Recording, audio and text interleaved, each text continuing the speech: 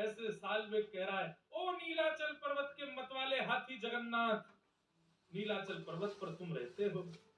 मतवाले हाथी क्यों कहा? बोले जब तुम मंदिर से उतर करके नीचे आते हो तो हाथी की तरह ही आते हो, ऐसे जैसे हाथी की गजगामनी चाल होती है। बंधुओं, जब महाप्रभु जगन्नाथ जी रथ की ओर जाते हैं ना, उस समय उनका दृश्य देखने लायक होता है।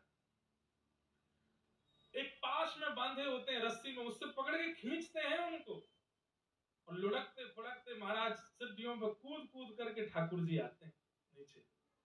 अद्भुत दृश्य, एक गज की तरह उतरते हैं ठाकुर जी। एक भाव तो इसलिए गज कहा, दूसरा किस लिए गजेंद्र कह रहा हूं? बोले गज का स्वभाव होता है कि वो कमल तंतु को पकड़ करके रौंद देता है। हे नाथ, मोह आरत, मेरे जितने भी पाप हैं जिसके कारण मैं कालवेग का पुत्र हूं, वो सारे पापों को हे गजेंद्र मेरे हृदय से निकाल करके नष्ट कर दीजिए ना। मोह आरत नलनी बनकु कर दलन।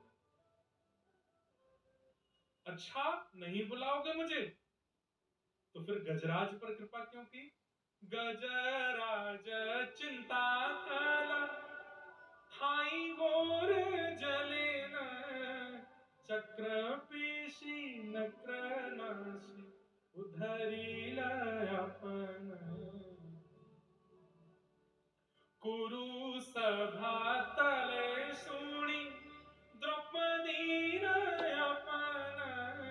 कुरु कौरवों की सभा में द्रौपदी निर्वस्त्र हो रही थी, तब आप वस्त्र बन करके आ गए उसकी रक्षा करने। गजेंद्र को उसके ग्राहक के पैर से बचा, मुख से बचा करके ले गए। विभीषण पर आपने कृपा की, उन पर कृपा की, मुझ पर कृपा क्यों नहीं कर रहे हो? तो अंतिम स्तुति के भाव में मानो साल्वेग ने ठाकुर जी को थोड़ा सा छेड़ दिया। क्या कहता है? कहे साल्वेग हीन जाति रे यवन। ओहो, समझ गया, इसलिए कृपा नहीं कर रहे हो क्योंकि मैं यवन जाति में जन्मा। पर मेरी और कोई इच्छा नहीं, केवल एक इच्छा है। क्या? श्रीरंगा चरण तले, श्रीरंगा चरण तले करु अच्छी अपन। श्री रंग के चरणों में केवल अपने मन को अर्पित करना चाहता हूं, और कुछ इच्छा नहीं है नाथ। मैं छूंगा नहीं आपको क्योंकि मैं अपवित्र हूं, मैं यवन कुल में जन्मा हूं। जब छोटे से साल्वेग ने इतनी भाव भरी स्तुति गाई, लाखों की तादाद में रथ खींच रहे, महाप्रभु जगन्नाथ के रथ को खींच रहे भक्त, और उसी समय जब साल्वेग कोसों दूर से स्तुति गा रहा था, महाप्रभु जगन्नाथ का रथ वहीं रुक गया, नहीं बढ़ रहा है आगे।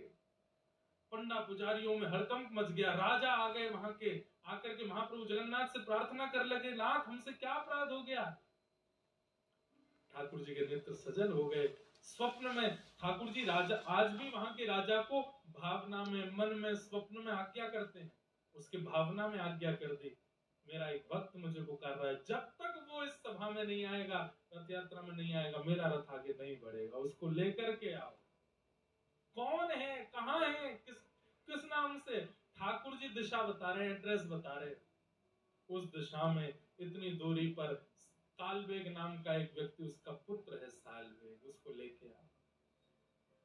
राजा ने सेना भेजी कोसों दूर, 3 दिन तो सेना को पहुंचने में लगे। वहां जाकर के पूछा कहां है साल्वेग? मां ने कहा क्यों ले जा रहे हो? बोले महाप्रभु जगन्नाथ बुला रहे हैं। पालकी में साल्वेग को बैठाया। साल्वेग बोला मैं अकेला नहीं जाऊंगा, एक पालकी और लाओ, मेरी माँ को भी लेके चलो। दूसरी पालकी में माँ को बैठाया और लेकर के जा रहे हैं। लाखों की तादाद में लोग प्रतीक्षा कर रहे हैं, महाप्रभु जगन्नाथ का रथ रुक गया है, स्थिर हो गया है। तभी देखते हैं उस सभा में, उस रथ यात्रा की भीड़ में सैनिकों का आगमन होता है, और पालकी में बैठा छोटा सा साल्वेग देख रहा है कहां है जगन्नाथ, पूछ रहा है कहां है मेरे जगन्नाथ।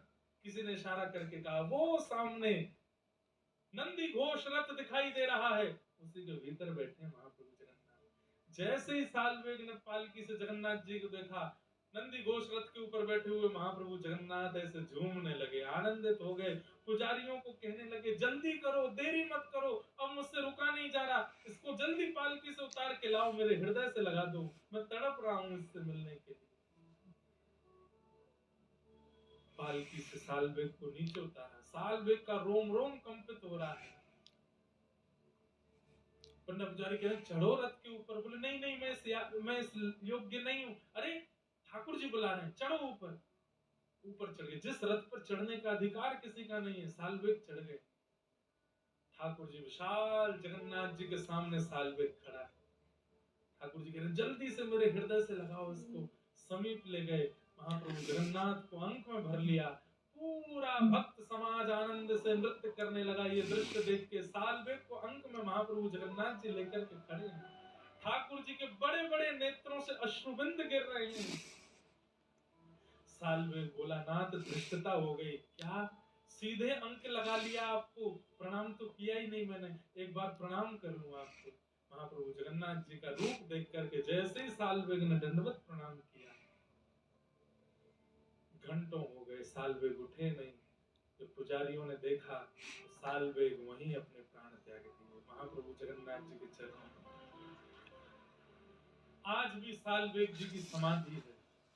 महाप्रभु जगन्नाथ जी का जो मंदिर है, वहां से 1 किलोमीटर आगे ही रथ जाता है, वहीं सीधे हाथ पर सालबेग जी की समाधि पड़ती है।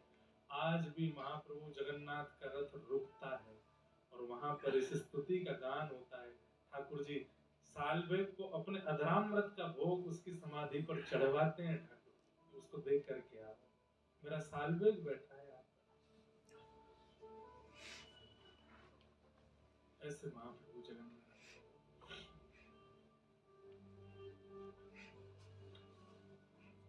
बंधुओं, ठाकुर जी बहुत प्रेम करते हैं मुझसे और आपसे। बस उन्हें चिंता हमारी रहती है कि कहीं मैं बहुत जल्दी मिल गया, इसके विकार नष्ट नहीं हुए, उससे पहले अगर इसको मिल गया तो ये और विकार युक्त हो जाएगा। इसलिए ठाकुर जी गुरुजनों के पास भेजते हैं, कथाओं में भेजते हैं, नाम जप करवाते हैं, संध्या वंदन करवाते हैं, नियम पालन करवाते हैं, ताकि तुम शुद्ध हो जाओ, उसके बाद में मिलूं तो कोई विकार तुम्हारे अंदर अभिमान का आएगा नहीं। नहीं तो हम लोग बिना शुद्ध हुए अगर ठाकुर जी को प्राप्त कर लेंगे तो ठाकुर जी के आने के बाद इस बात का भी हमको अभिमान हो जाएगा कि देखो कुछ नहीं किया फिर भी ठाकुर जी मिल गए। इसलिए ठाकुर जी ने हमको भी योजनाओं में डाल रखा, पहले हो जाओ। चिंता हमारी ही है, बाकी वो मानो जैसे हर क्षण तैयार बैठे और पर्दा के पीछे खड़े खड़े हम सबको देख रहे हैं और मन में विचार कर रहे हैं कि मैं इसको मिल जाऊं, इसको जाके अपने हृदय से लगा लूं, इसको अपनी गोद में बिठा लूं। लेकिन तभी ठाकुर जी हमारे हृदय में झांक करके देखते हैं, अभी थोड़े से विकार रह गए, इसको और नष्ट कर ले फिर मिल जाऊंगा इसको। तो तैयार बैठे प्रतीक्षा कर रहे हैं।